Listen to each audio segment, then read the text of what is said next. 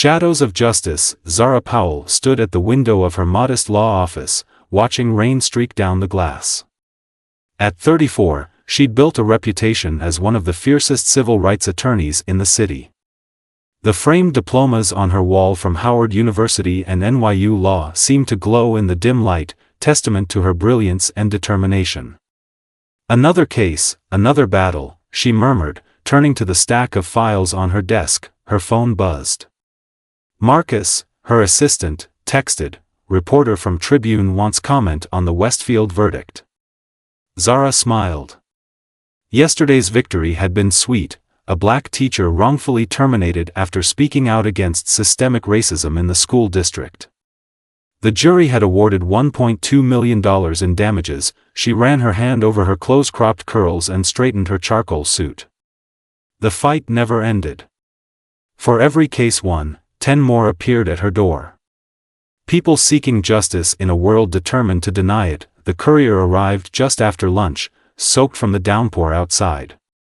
"Delivery for Attorney Powell," he announced, sliding a manila envelope across the reception desk. Marcus brought it to Zara, his expression puzzled. "No return address." Zara examined the package, noting its substantial weight.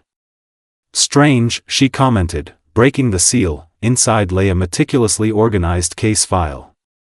Photographs spilled onto her desk, a woman with deep brown skin and striking eyes, her face marred by a bruise beneath her right cheekbone. Medical reports. Employment documents. Text messages printed and highlighted. A USB drive. A handwritten note sat atop the pile. "Ms. Powell, they tried to silence Naomi Taylor. The company protected her abuser because of who she is. Police won't help. HR won't help. Can you?" A friend. Zara spread the contents across her desk. Naomi Taylor, 29, financial analyst at Criterion Global Investments. The documentation revealed a disturbing pattern: racial slurs from a supervisor named Richard Keller, followed by escalating harassment, culminating in physical assault during a company retreat. Zara's stomach tightened as she read the HR complaint, dismissed due to insufficient evidence, despite witness statements. The police report showed similar negligence. "Marcus," she called, "clear my afternoon. And find contact information for Naomi Taylor." Something about this case pulled at her. Someone was counting on her. The cafe buzzed with midday energy, but Zara spotted Naomi immediately in the back corner, shoulders hunched, eyes darting nervously each time the door opened. Zara approached slowly, noting how Naomi's fingers trembled around her coffee cup. "Miss Taylor? I'm Zara Powell." Recognition flickered in Naomi's eyes. "Thank you for meeting me. I wasn't sure you would." "Call me Zara," she said, sliding into the booth. "Someone sent me your case. I'd like to hear your side of the story." Naomi took a deep breath. "I joined Criterion 3 years ago. First black woman in senior analysis. I expected challenges, but not." She paused, collecting herself. "Richard Keller became my supervisor last year. The comments started small, jokes about my hair, asking if I got the job through diversity quotas. When I outperformed the team, he'd say things like, surprisingly articulate, in meetings." Zara nodded, letting her continue. "I documented everything. Reported to HR twice.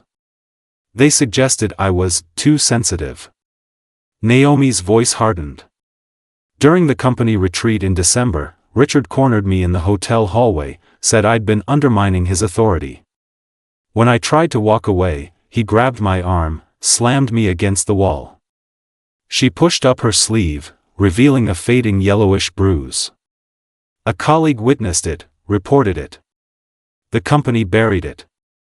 Said without security footage, it was he said she said. 3 weeks later, I was put on performance review. Last month, they fired me." Naomi leaned forward. "I'm not the first woman this happened to at Criterion. Just the first to fight back." Zara spent the next week digging deeper. The USB drive contained more than she expected, emails from 5 former Criterion employees, all women of color, all with similar stories. "This is bigger than we thought," Zara told Marcus as they pinned photos and timelines across the office wall. Red strings connected the incidents, creating a disturbing web of misconduct. Jasmine Rodriguez, dismissed after reporting sexual harassment from the same supervisor. Priya Sharma, transferred to a remote branch after filing discrimination complaints. Michelle Washington, pressured to resign after being passed over for promotion 6 times despite stellar performance reviews. Zara made calls, conducting discreet interviews. A pattern emerged: minority women systematically pushed out after speaking up. "Look at these exit numbers," Marcus said, pointing to company data they'd obtained. "Turnover rate for women of color is triple the company average." Their breakthrough came when Lisa Chen, a former HR coordinator, agreed to meet. She arrived with a folder of her own. "I couldn't stop it from inside," Lisa explained, sliding over internal memos. "They have a playbook for handling these complaints. Delay, discredit, document poor performance, then dismiss." The memos confirmed everything: a deliberate strategy to protect executives and shield the company from litigation. This isn't just discrimination, Zara realized. It's conspiracy. The Criterion Global headquarters towered above the financial district, all glass and steel. Zara straightened her blazer as the elevator climbed to the executive floor, Naomi beside her, clutching a folder of evidence. "Remember," Zara murmured, "stay calm, no matter what they say." The conference room held 3 men: CEO Lawrence Bennett, legal counsel James Whitman, and Richard Keller himself. No handshakes were offered. "Ms. Powell, while we agreed to this meeting as a courtesy, these accusations are completely unfounded," Bennett began, his voice measured. "We have a zero-tolerance policy for discrimination." Zara placed their evidence on the table. 5 cases in 2 years suggest otherwise. Whitman smirked. "Disgruntled employees making unsubstantiated claims." "Mr. Keller," Zara addressed him directly, "would you care to explain the consistent pattern of harassment described by multiple women under your supervision?" Keller leaned back, unperturbed. "Misconceptions. Cultural differences perhaps. These women weren't meeting performance standards." When Naomi started to speak, Bennett cut her off. "Ms. Taylor, your termination was performance-based, documented over months." "Documentation created after her complaints," Zara countered. Whitman gathered his papers. "I think we're done here. File your lawsuit if you must. Criterion has never lost a discrimination case." As they left, Keller whispered to Naomi, "No one will believe you." Zara squeezed Naomi's arm. "That's exactly what we needed. They're scared." The text message came at 11 p.m., Plaza Hotel Bar. 30 minutes. "Come alone." Zara hesitated before showing her ID to the doorman. The dimly lit bar was nearly empty except for a man in a tailored suit nursing a scotch in the corner booth. "Derek Vaughn," he introduced himself, sliding a business card across the table. "Chief Technology Officer at Criterion." Zara remained silent, studying him cautiously. "I've been monitoring the internal investigation into Naomi's case," he continued, voice low. "I don't agree with how the company's handling this." "Why help now?" Zara asked. Derek's eyes darted around the room. "My daughter works in finance. The stories she tells me." He shook his head. "I have something you need." He passed her a small external hard drive. "Security footage from the retreat. IT was ordered to delete it, but I recovered a backup. There's more, emails between Bennett and Whitman discussing how to handle Naomi's complaint. Why not come forward yourself? 20 years until retirement. Mortgage. Kids in college." He stood, adjusting his tie. "The system's broken, Ms. Powell. I can't fix it, but maybe you can." As he walked away, he paused. Check folder RK_incidents. There are 12 women, not 5. Dating back 5 years. Zara clutched the drive, heart pounding. This changed everything. The lawsuit filing made headlines. Criterion Global Investments accused of systematic discrimination. Zara's office transformed into a war room, depositions and evidence boxes stacked high. The threats began the next day.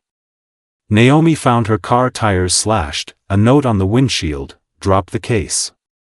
Zara received anonymous calls at 3 a.m., back off or else. They're desperate, Zara assured Naomi as they worked late one night. It means we're winning. When Marcus discovered their office had been broken into, files scattered across the floor, Zara hired security. The other victims were hesitant to testify, fearing retaliation.